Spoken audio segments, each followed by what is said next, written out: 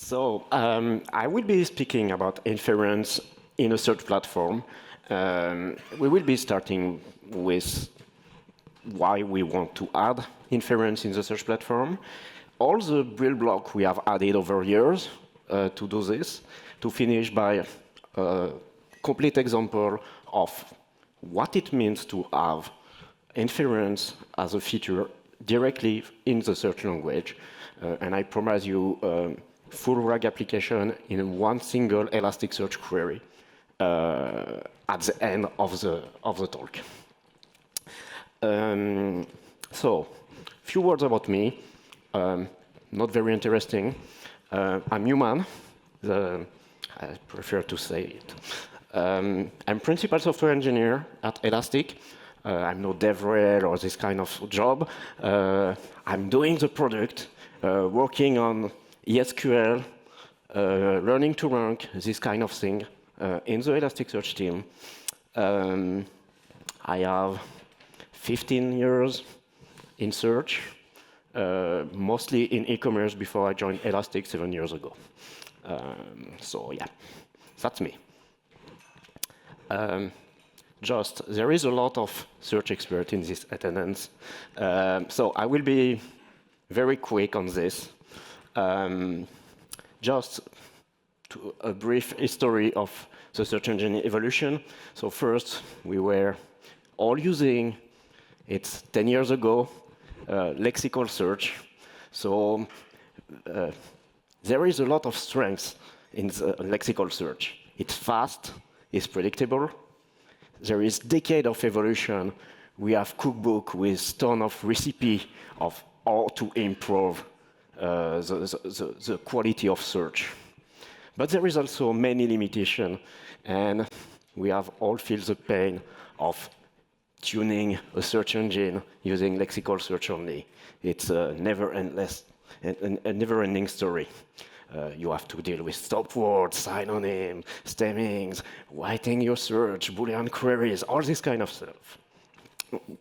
But the biggest problem with lexical search is that it cannot fully grasp user intent, semantic relationship between things. So, a few years ago, a decade ago, we had this new promise that vector will change all the things. And if you embed your content into a vector space, it's just a problem of distance. So basically, it's just this. So we got new technology arriving, a new algorithm for distance to evaluate this approximate neighborhood more efficiently. We have quantization, embeddings. It changed all the things, the transformer things. It is better at some point than the traditional lexical search. It natively captures intent. It is multimodal, which was a problem with lexical search. But it comes with new limitations, new problems to solve. It's difficult to explain, difficult to find tuning. So there is a lot of new problem. If you do an exact search, like a SKU on an e-commerce website, it's a disaster most of the time. So yeah, we need a new approach for long document chunking. So new problem to solve. We like it. Then comes how to deal with multi-stage retrieval to re-rank a document, or to fuse several, or to combine results from lexical search and semantic search all together. All these new things come from few technologies, algorithms like RRF.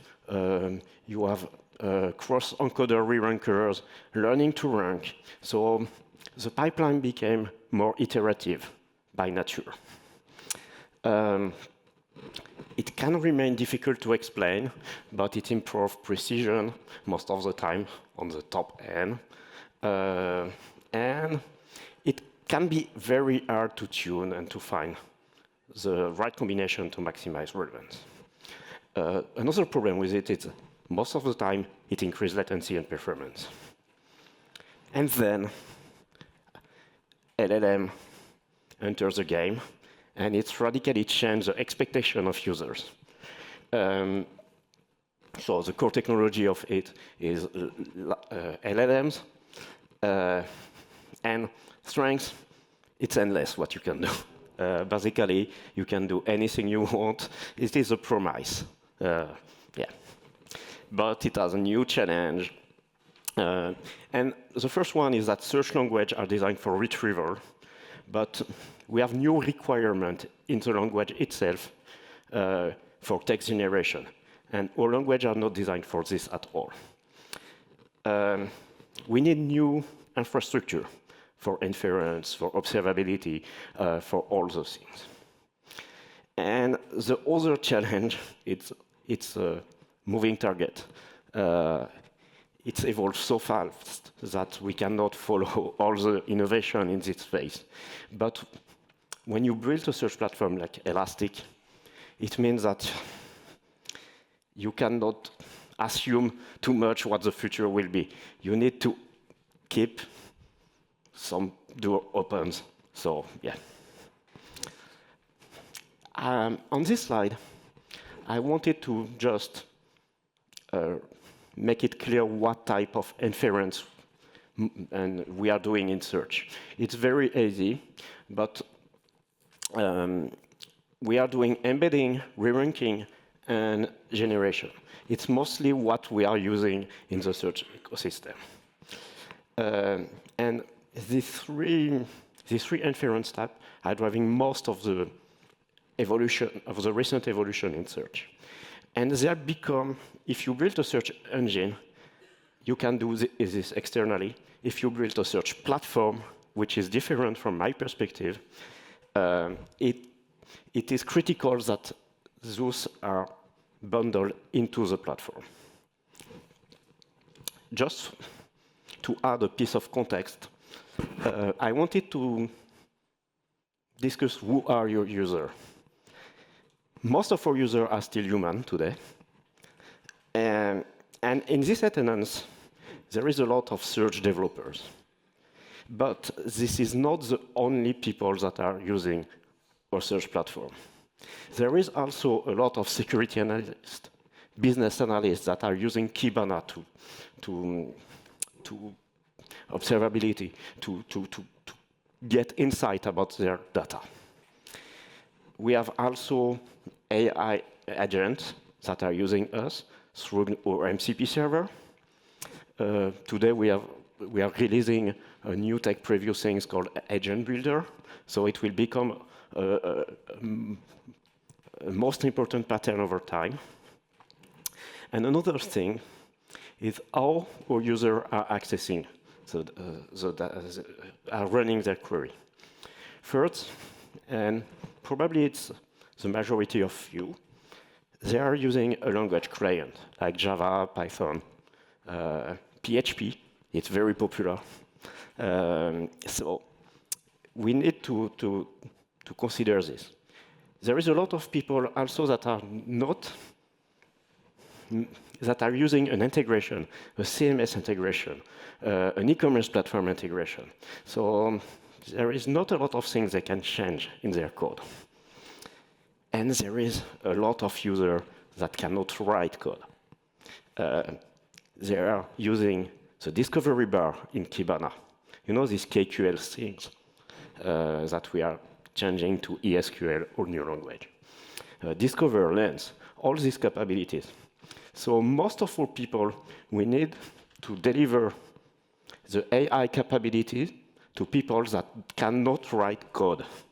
And it changed everything in the way we do our platform. So this is a piece of context, and it sets some requirements for us. The first build block we did at Elastic, it's years ago right now, it's building the inference API directly into Elasticsearch. It does not mean that we will execute inference. It means that we will be the gateway for all the inference tasks. So the first requirement we had is that inference need an identifier that can be used everywhere in the stack. So if you have a text embedding endpoint, you need to be able to call it from the Kibana toolbar, from your code, and it should be reusable all across the stack. Every inference provider, Anthropic, OpenAI, they have a different API. So we need to align the format so it becomes possible to consume them without focusing on how to call them, but on what you are doing, on the task, embedding, generation, re-ranking. Our inference API need to support many providers. So we support more than 20. My slide there is just 2, but we support a lot of them. And we add more when it makes sense. Another thing is that we have our custom model, and just here, there is Elasticsearch. So some models are executed directly into the cluster in what we call ML nodes. I will come back to it after. So this is what our API looks like. It comes with additional benefits. I was saying, as a developer, you don't have to worry about how the Anthropic API is different from the OpenAI one. So all service looks very similar. Another thing that comes for free by doing this is that you can provide all your developers pre-configured endpoint for cohere, for everything without having to give them an API key for each service. And from a security perspective, API key management, it's great. So you can have a central management. You give them an Elasticsearch key, and they can access a lot of model. Another thing, did people saw the NPM security things last week? Yeah.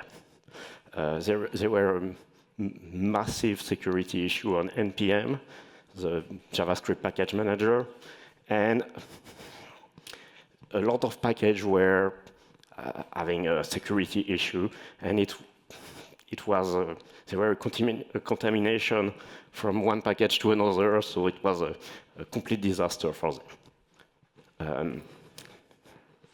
It's very good that you can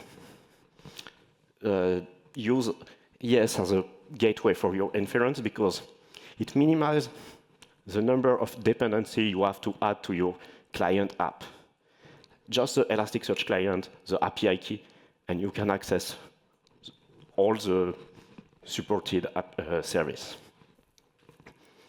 Another thing, it's easier to switch from service provider without having to rewriting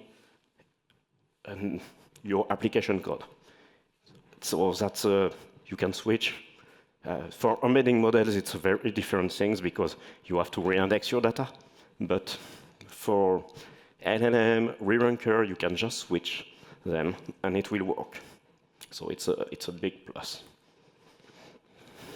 I just wanted to show you how do we create an API endpoint in Elastic, but it's just simple. You call it the PUT API. You specify the type of endpoint, so it's a text embedding one, a name, so my internal embedding model, and then you configure your service. So here it's for OpenAI, for one of their embedding model, and it works. So there is few type of embedding of task type, text embedding, sparse embedding, RERANK completion, and chat completion. Once done, you can call the inference endpoint, and it will execute the task. So we have the first build block of our architecture. executing inference. It seems to be Elastic that does it, but we delegate it to a provider. So here we embed this input phrase into a vector.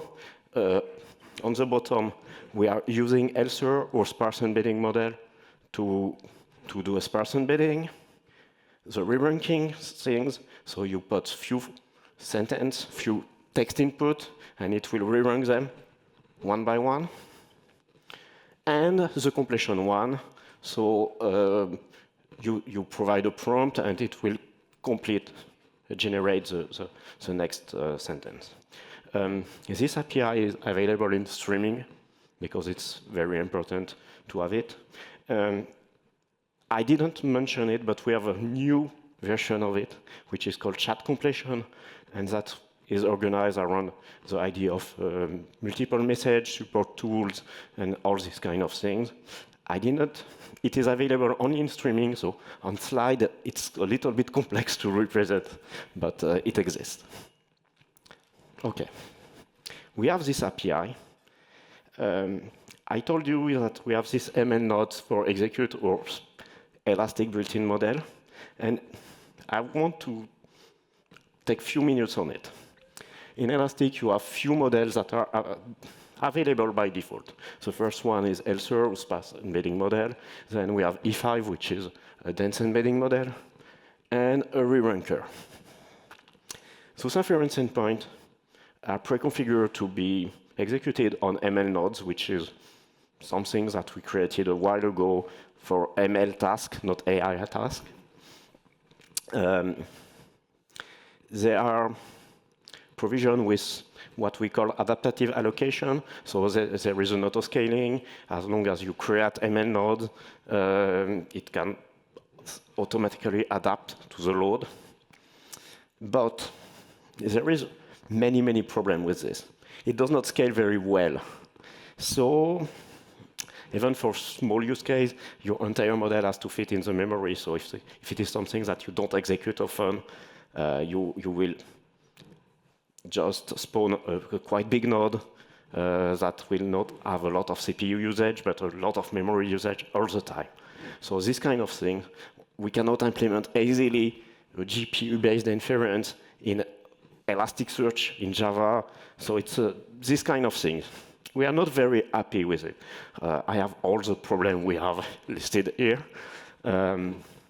It's not easy. Maybe the most important thing is that our users are complaining about ops on this.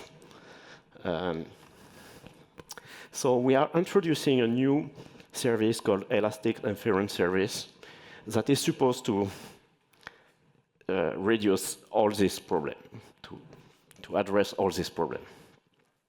So it's a new piece of infrastructure. It's a serverless architecture. It is not in your ML node anymore. It's a managed service that runs and scales independently that is multi-tenant, shared across all the users.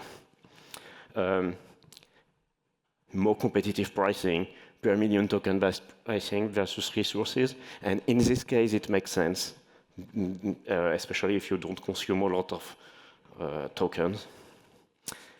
It's expected to have better throughput than ML node, especially because it can rely on GPU architecture, on a lot of things that we cannot do.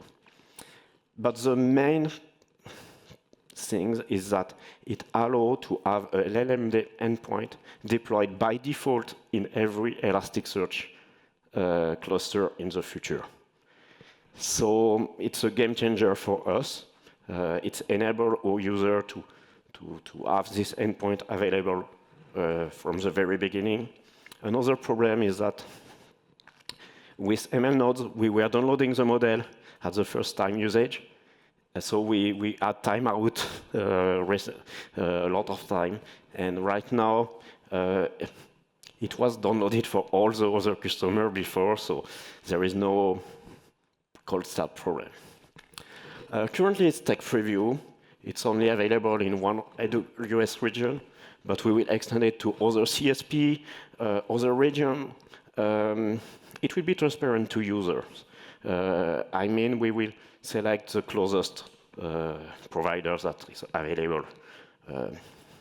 First, it's only available on serverless and cloud, but it will not be the case forever. We will provide this to self-managed cluster because it's always what we want to do. We just want to make sure that everything works well with our serverless offering first, and then we will add more. Currently, we support ELSER, or sparse embedding model, and we have a default LLM for Elastic. So if you try Elasticsearch serverless right now, you will see a default LLM endpoint in the list of endpoints that are deployed. Yeah. Time check. Yeah. I want to discuss about what we can do with all these endpoints already deployed. In the early day, we have a very manual process for dense vector or sparse vector search. They are quite the same. You have to define a mapping. You create an ingest pipeline with an inference processor that will be doing the embedding for you. You run your KNN query using a query vector builder. But there is a lot of gaps. It's a very manual process, so it's painful to do many steps. It does not handle chunking for long documents. So yeah, it's a little bit complex. But I will show you. So you create an ingest pipeline. So it's just you refer to the embedding model by its ID here. There is a typo here. It's inference ID, not model ID. Sorry. The idea is that you will be able to specify the inference that have been defined. It can be OpenAI, it can be elsewhere, it can be anything, and it will work. And so it will take a text content and output to a content embedding. So this, when you put a document, it will be automatically generating answer embedding. And when it's done, you can run your KNN query. And instead of specifying the vector, you can just specify how to calculate it from text using what we call the query vector builder. There is a very big advantage in doing this. If you have filter with your query, your KNN query, it's possible that when we evaluate the filter ahead of time, we detect that it will never match anything because you query a field, you filter on a field that does not exist, or that is for this with another combination of filter always null. So we do some query rewriting in the query process loop. And in this case, we can skip the embedding. What you cannot do if you embed in your Python or something like that, you cannot have this kind of optimization. So this is the kind of reason why we think that being part of the search language gives you superior capabilities.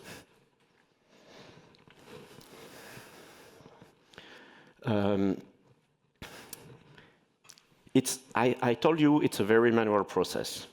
So we created something to make the process better, and it's called semantic text field. So it's a new type of field. And if you want, it's very similar in the concept to analyzer. I mean, the mapping is carrying how to analyze the text, tokenizer. We will do the same with an inference. We will provide a text and the inference ID to be used. It comes with a lot of features. It works with dense and sparse embedding. Automatically, it will detect the type of fields to create, depending on the inference ID you will provide. It ships with good default, but it's very custom. You can add a lot of customization on the quantization to use, on every parameter. it does chunking by default. So if you have long document, it will create nested document with embedding for you. You don't have to think about this manual step. You can disable it, you can configure the length, you can do anything you want. And you don't have to create this ingest pipeline anymore. So it's as simple as this. You create the semantic text, you do the with the inference ID. So once again, this reference is very important to us. We need to create this ID. And then you just put your content. And it's embedded, it will work. Then you have many ways to use it. The first one is to use a semantic text, a semantic query, but it also works with a match query. So a match, from the match query perspective, it behaves exactly like a standard field. But the execution path is completely different. It will do the embedding, it will do all the steps, the painful step for you. There is a lot of things to add, but I have not the time, but you can retrieve chunks that have matched with score. There is many, many features with it. Last point, you can use semantic text field with KNN query if you want to do all the things manually, or with a sparse vector query. So the promise was to make inference a commodity. It's not that bad. I mean, on the embedding part. It's quite something you can consume like you were doing with Analyzer in the past. Now, let's see about ranking. We have introduced a new thing called retriever. So retriever is a new way it's an alternative to query DSL when you have some situation where query DSL does not work very well. When you do hybrid search, most of the time it's complicated, especially if you want to do a multi-stage re-ranking with rescorers and LTRs and cross-encoder. It does not work well. So retriever is just built for this. Here I have just an example of how an RRF query is done using retriever. So it's always the underscore search endpoint, but instead of query, there is a missing retriever on top of the query. You are using the retriever API. So RRF is a top-level retriever, and it is used two sub-retriever, three sub-retriever. Standard is to use a query, so it will be using a lexical query, then a semantic field query, and a KNN query. So, and it will be doing the RRF things. What is possible through retrievers is to add, you can always nest a retriever on top of it. And here, I show you something that is very, very complex to do with the query DSL. It's to do an RRF query with two sub queries, and to pass it to a cross-encoder re-ranker. So here you have the re-ranker encoder, and it is using the inference ID, my Elastic RERANK, which is a RERANK inference endpoint. So in this query, you have at least two inference calls that are transparently done for you. You have the first one is done for this field that is sorry, I didn't update. But for one of the fields that is in the query, a semantic text field, and another one that is done to the re-ranker to order your results at the end. That's really interesting. It's opened a lot of use cases. Last point. The language we have is not adapted to text generation. Currently, we don't have a great option for this. Some of our competitors are doing something with post-processing to add additional steps. At Elastic, we have a very, very different point of view of what should be the language for the future. And it is called ESQL. For us, it will be our main language in the next years. So it's a pipe language where each step will leak into the next one. So here you have a query, a very, very simple query in ESQL. So from the index movie, I want to compute score, so I add the metadata score things. And I want to look for movies that match Rambo. I will just keep title, overview, score, sort by score, and just keep the first 3 results. The colon operator, it's a shorthand for a function that is called match, and that is exactly the match function that you have in the query DSL. That's interesting. It will become our main language for everything.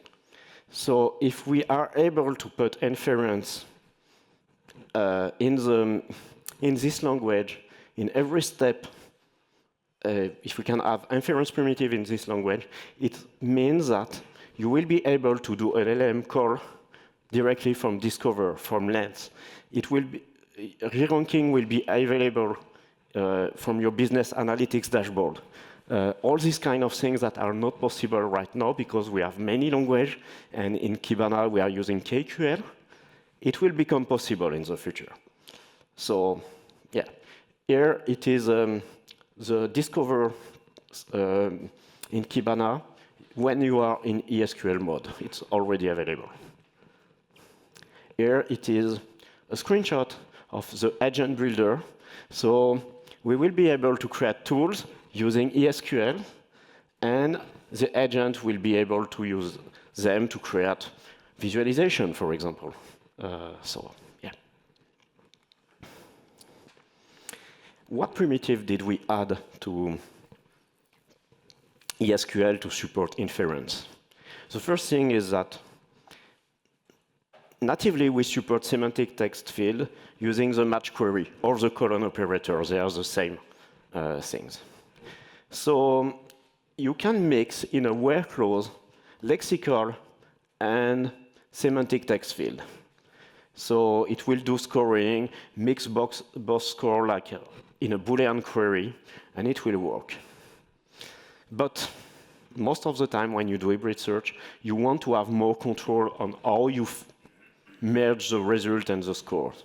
So for this, we implemented something called fork.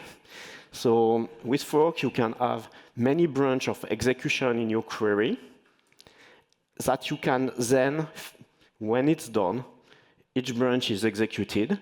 So each fork branch is, here I have 2 fork branches, one which is a lexical query, where I query only lexical field, another one for semantic text field, and then I will be fusing the results using the fuse command, so with the RERANK operator that will do, that will do the merge for you. And in the end, you sort by score and you take the number of results you want. It's a very powerful pattern. You can do a lot of things. You can add filter after fork. Everything will be pushed onto Lucene, executed, and back to you. Another thing we have is there is a KNN function. And as a matter of inference, we added a function that allows you to do text embedding directly from the language. And that's very powerful too, because you can see here, the first query, you pass the vector. On the second one, you can pass your query text, and it will be embedded for you using your inference endpoint. Then KNN can be part of a fork, so it unlocks the dense vector use case and hybrid search. So this is another inference capabilities we added, text embedding directly from the language. Maybe another one. So here I have a fork with three parts, one for lexical, one for semantic text field, one KNN. I fuse it using RRF, and I'm not happy with the result. And I can add another step to my ESQL query that will do a re-ranking, and the re-ranking will compute a new score, the similarity score. So here I will do a re-ranker score on the query text. I will take a specific field to do the re-ranking with an inference ID, and I will have a new column which will be the re-ranker score.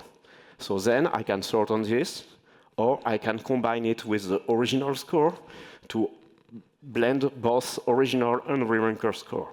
So it opens a lot of opportunity to customize the scoring. You can weight score from re-ranker and other part. Last, but here is a RAG application in one query. So what I did is a Chuck Norris fact generator. So the idea is we will look for a movie by title. We will do the fork, we will fuse, we will re-rank to make sure that we select the best movie. So our context will be very, very good. We will take only this first document, and then we will prepare a new field called prompt. And in this field, we will just put an instruction, so create a Chuck Norris fact from the following movie description, and add the column overview of the film, which is the synopsis. And we just pass it to the completion command, and it will add you a new column called Chuck fact with the result of the inference. On top of this, you can do a start by, an aggregation. You can do what you want from the result. Our compute engine is able to deal with it. And this is the fact that was generated from this query. So yeah, that's it. Thank you.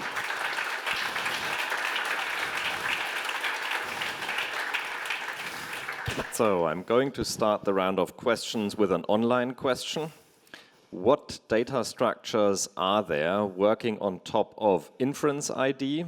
How do you integrate this into Lucene segments? We don't integrate the Inference ID, no, in the Inference, it's just a piece of information for at query time to translate the query into a vector, so we can query with the right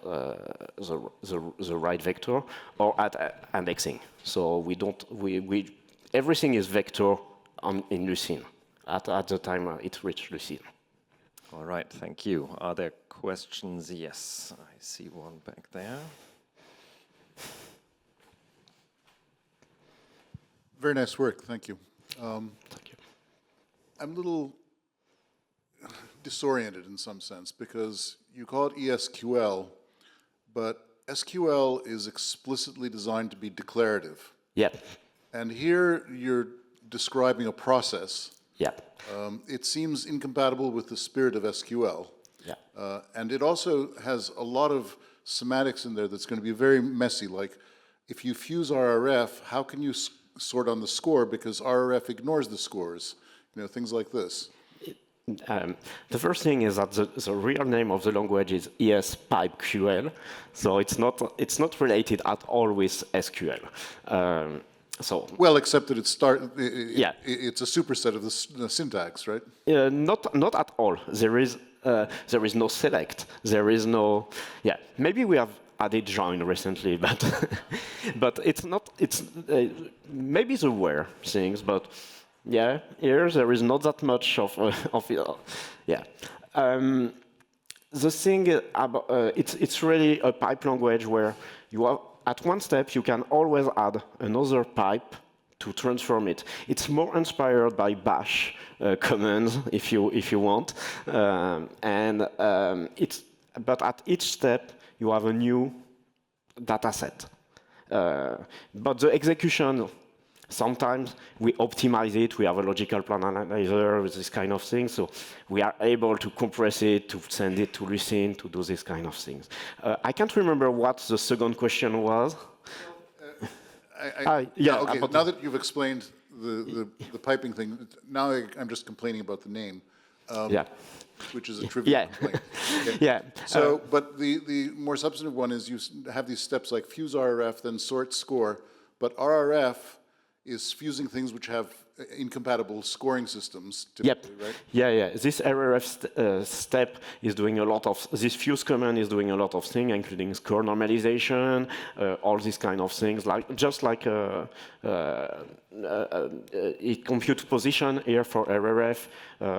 If you have a linear combiner, it will be doing score normalization. So there are a lot of things that is, and you can specify what colon is used for a score. So this is a simple version of fuse command here. Yeah.